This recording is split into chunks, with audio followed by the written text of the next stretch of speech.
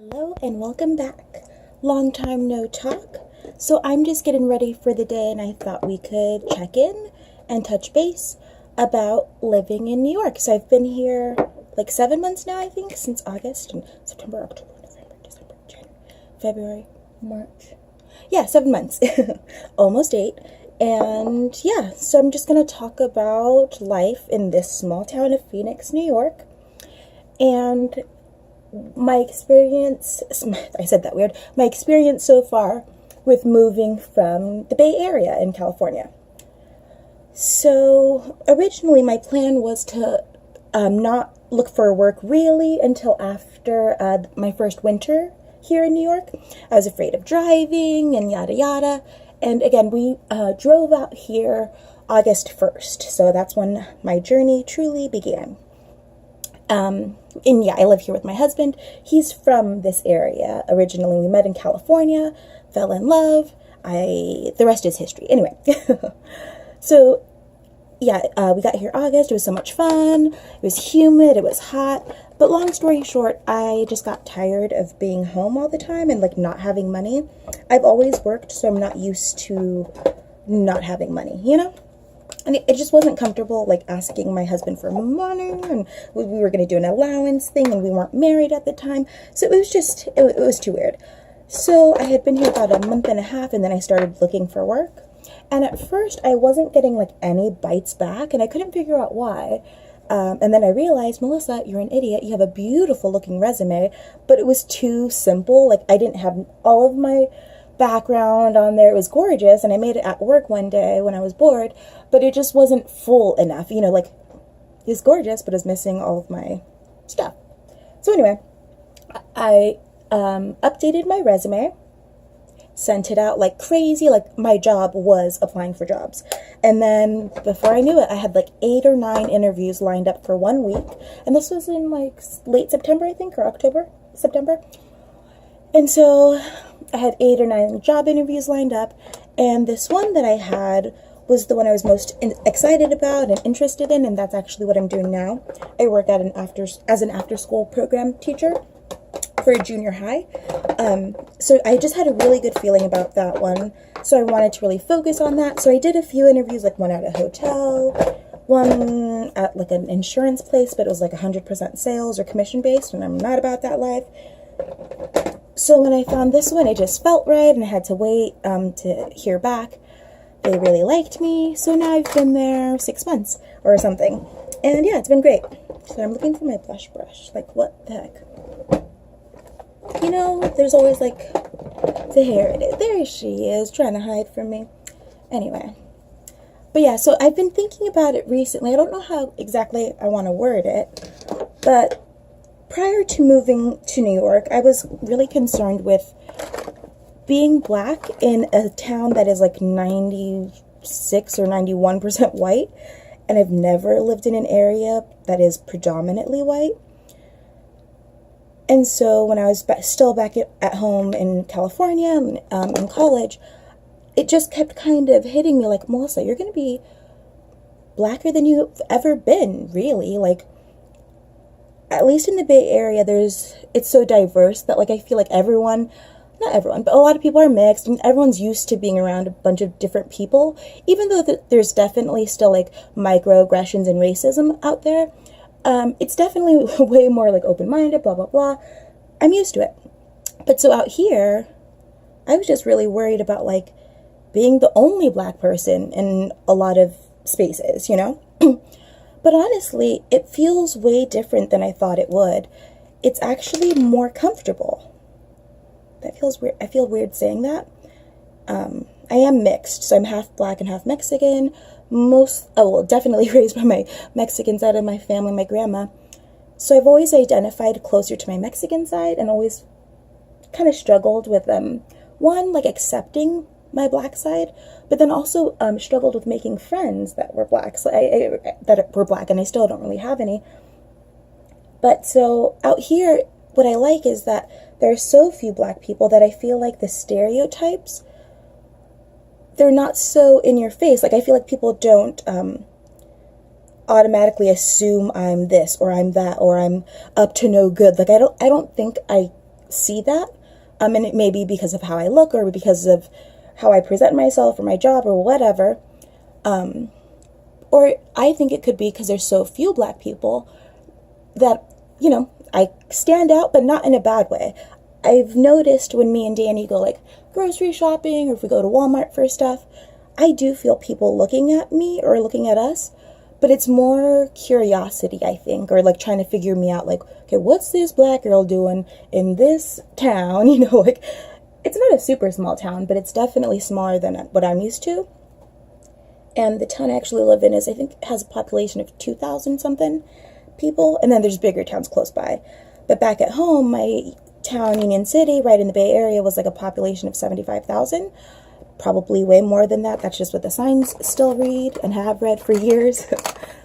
but yeah, I really like it out here. Like, it feels like home. And I know I haven't been here very long, but even when I would visit back in 2016, when I first came out here to check it out, and then all the times I visited in between, it started to feel more like home than home did, you know?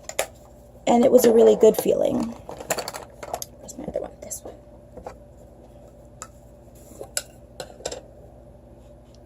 And I think my favorite part of being out here, which I've told my family several times, is that there's no such thing as traffic. That's what I always say. There's no such thing as traffic. Syracuse is like 20 minutes away, and it takes 20 minutes to get there. There's never traffic. Going to work, I have the shortest commute of my life, which is 5 miles to go to the junior high school. And I feel so spoiled. I work Monday through Friday. We have snow days. You know, I am part-time right now, which I like, and it was especially helpful during my first winter and learning how to drive in the snow and stuff, which I think I was so worked up about in my head mentally, like anxious about it, that by the time November rolled around, I was just like, I'm ready for the snow. Bring it on. If I die, I die. I want to see what it's all about, because I'd never spent more than a week in snow, you know? And yeah, it wasn't so bad. I didn't die. I'm still alive. Driving was not as tricky as I thought it might be. Like, your adrenaline kicks in when you do spin out, like if the roads are too icy. And I didn't realize that. I thought I would like cry or freak out as soon as my car started spinning. But it happens, and you just adjust and keep it going. Like, I'm careful, and I don't drive unnecessarily. Like, I would, like, when it would be snowing really hard, I would just go to work if I had to. I wouldn't run any errands or anything like that. I would just keep it very minimal. Just because I wanted to, you know, be careful, and I didn't want to traumatize myself by driving to the mall just for fun on a day when I shouldn't have been driving, you know? Oh, I hate this light. It's like so bright. You can't really see, or I can't see, but I'm not doing anything today. Just felt like putting on a face. This face. This face. This face. That's a Bay Area thing. Okay, what else? So I'm married. Now I don't have my ring on. It's in the bathroom since I just took a shower. And it feels so good. Like, I feel like people finally recognize, or now they can recognize, the commitment that Danny and I have already made to ourselves. And the wedding came out beautifully. It was definitely a little bigger than I had originally wanted. But it was really nice being surrounded by family and friends, people that I hadn't met yet, but people that, you know, love me and Danny and that were excited for us and that are excited for us. So let's talk about the future. What do I foresee? Definitely, we definitely want a baby, trying for that. And I know that it'll happen when it's time, you know? I think that's one thing I've truly learned to trust in, is that God's timing is the best timing. And like, I can think and plan and, you know, anxiously try to work my head around every possible scenario, but things happen when they're supposed to happen, and I'm learning to trust that. And I know that we've only been married a month now, exactly a month and a day. I feel like we've been trying for kids longer than just, you know, well, whatever, which is true. We have been trying for longer. And I know Danny is so ready to be a dad, and I know he's going to be a great dad. He's more of a kid person than I am. But yeah, I've been writing about this in my journal for a couple of years already, saying that, you know, I want to be a mom. So hopefully it'll happen. Oh yeah, so I was also going to say, I don't really have very many friends out here, which is fine because I didn't have very many friends at home, and like I was from there, college town, like really no excuse.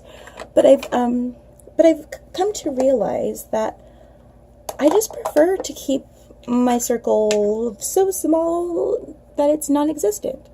I mean, I have a couple of friends back at home that I'm really close to, like definitely family, and then my friend Victoria, we've been friends for like 7 or 8 years.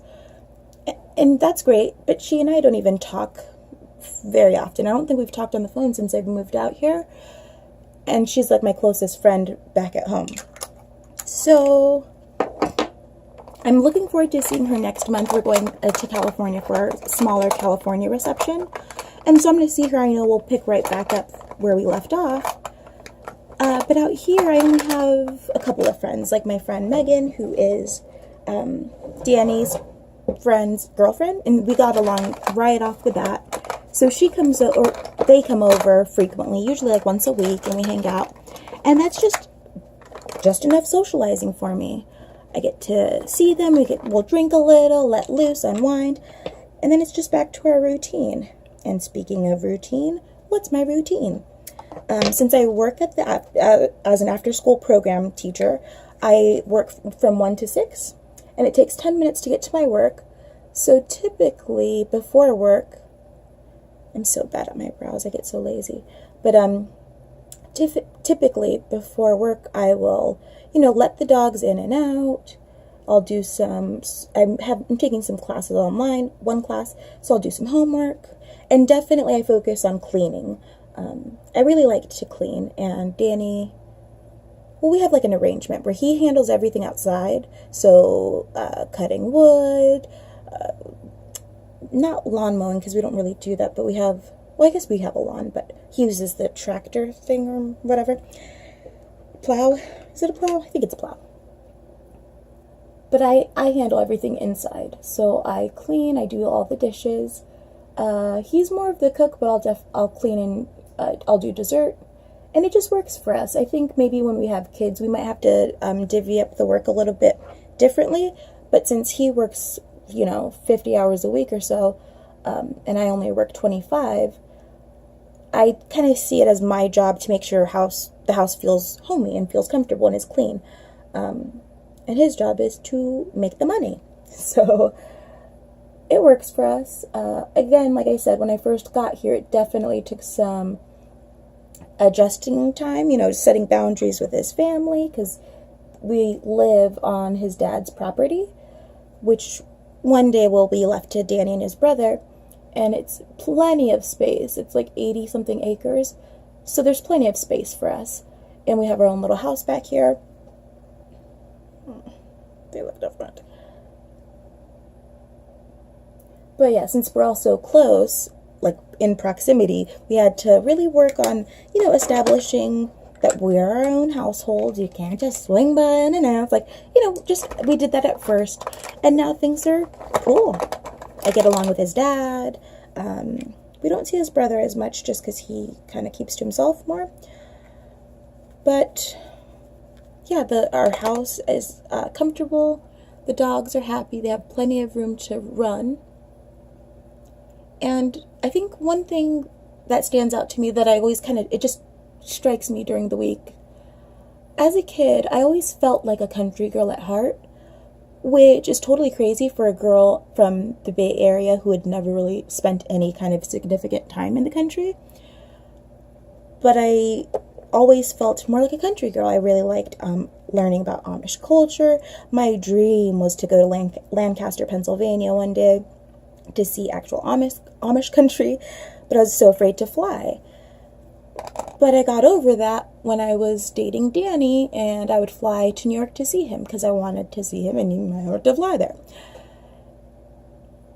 And so now that I am 28 years old and living in New York, and Lancaster is like 3 hours or 4 hours away or something, it's incredible that I always knew that I wanted this kind of life. I always knew that I wanted the country life. And even though, yes, Target is still 10 minutes away, and there's a Joanne Fabrics, and there's, everything I need. There's Chili's, there's Burlington Coat Factory.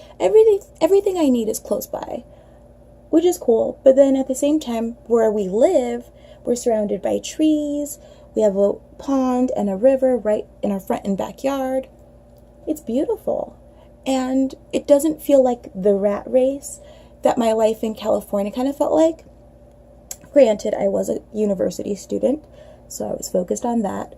But even just getting to school every day, I'd have to expect traffic. I'd have to plan around, okay, so it could take me 27 minutes to get to school like normal at, 6 a.m.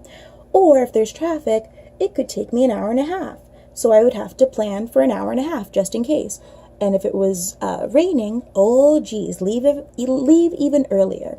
It got to the point where I wouldn't stay for some classes because it wouldn't make sense. If I left at 3:30, there would be light traffic. But if I stayed for my class and left at 5, I would be, home in an hour and a half, 3 times as long. It was just, like, honestly, now, it feels like no way to live, All of that stress just to get to school, just to get home, just to get to work. Life is hard enough as it is. And then to constantly be surrounded by people and not feel safe, and then also having to deal with paying for parking, everything costs something. And out here, it's incredible. The parks are way more beautiful, and parking's free. You never pay for parking. I mean, maybe if you go to the city, but after like 4 p.m. it's free. It's totally different. And I know this, but I keep realizing that I'm in a totally different area. I'm in a totally different part of the country. I'm from California, and I'm now living in New York, upstate New York, central New York. And so, of course, things are going to feel different. Things are going to, I'm learning. I'm still adjusting. Me and Danny keep joking that, like, that is the theme of this year. I'm learning. Everything is a learning process. I'm even learning how to, like, start fire, maintain a fire, since we have a wood-burning stove. I'm learning how to raise or mother large dogs, since we have 2 big dogs, and I'm used to having my little Matilda, who passed away almost a year ago, which is hard to believe. But yeah, everything is a learning process. So speaking of learning process, we're going to California for that reception in just a few weeks, like 3 weeks. And we're going to be there 4 or 5 days. And TBH, I don't really want to go. And I know I sound like the Grinch or Scrooge for saying that. But I'm just kind of over wedding stuff, Even though we had a very small wedding, 12 people at the ceremony and 50 people at the reception, it still took some planning and still was kind of stressful. And I'm working on, we're doing thank you notes and everything. I just didn't want to have to deal with all this. I didn't want to have to deal with all the, what do you call it? Like the polite stuff that you got to do, the tradition stuff. That's why me and Danny originally just wanted to elope. I don't know. But yeah, so anyway, going to California, it'll be nice because it's all with my family. And it'll be small. It's just a brunch, 30 people. But I think I'm just kind of dreading the having to travel there. But I have to keep reminding myself that Danny's actually going with me. Like, I'm used to traveling by myself to see him. And so, of course, the plane ride feels longer. Waiting in the airport feels killer. But if he's there with me, it shouldn't be nearly as painful. We'll have fun together. It'll be an adventure. It'll be a vacation, Melissa. Okay, so just simple. I think I'm going to go to the craft store to get some why can't I not talk? To get some materials for school. We've been making little yarn bunnies since Easter's just around the corner, and the kids have loved it. So I want to get some more yarn so I can pre-make the little pom-poms, because that's kind of hard for them. So let's make some predictions, yeah? I think within the next 6 months, I think we'll get pregnant. I hope we'll get pregnant. I think so. I have PCOS, so it takes, that's why I've said that we've been like working on this for a while. I've had to get on a few different medications to help my body process sugar and stuff better. I'm not diabetic or pre-diabetic, but I guess that's a symptom of PCOS. So now, since being on that medication, metformin, I've lost 30 pounds. I'm now in a healthy body weight, BMI index or whatever, body mass. I'm finally healthy for the first time in years, even though I've been trying. I've always been active, but I could just never really lose the weight, especially around my stomach. And now that I've been on the right medication and it's helping my body process sugar better and insulin better, whatever, the weight's just come off. I feel better. It suppresses my appetite a little, I think. Yeah. And I've gotten my cycle back. Now it's more regular. I'm using an app to track my periods, and it feels good. I feel like we're definitely making progress towards making baby, having baby. And I don't know how people do it, but like Danny got a new truck recently. It's not new. It's a few years old, but it looks brand new. And so we're paying on that. I'll need a new car eventually. But I just want a house, Do you wait till you have baby and then move and then make a house? Because we will build out here, is the plan. Or do you want to have a house and everything all ready to go before you have a baby? I don't know. Who do I ask? Where do I ask?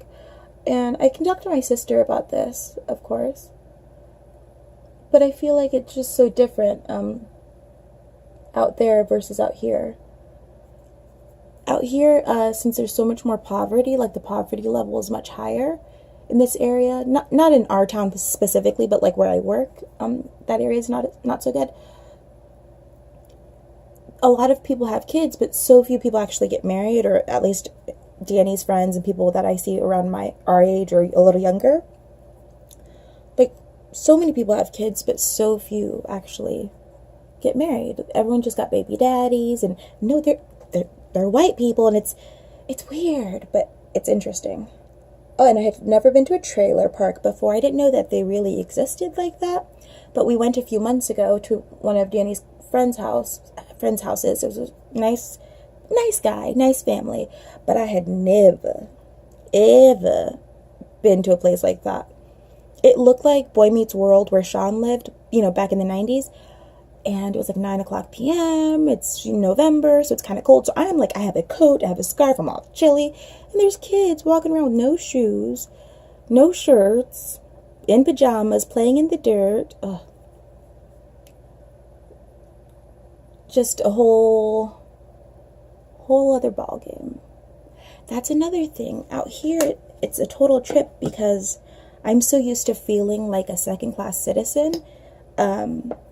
One, for just not being a techie, not being a doctor, working in customer service when I was in California. Like, I just always felt like I would never be enough out there. I would never be good enough to be able to afford to live the life I wanted to live, I would have to go back to school. I felt like there were so many things I would have to do out there just to stay afloat.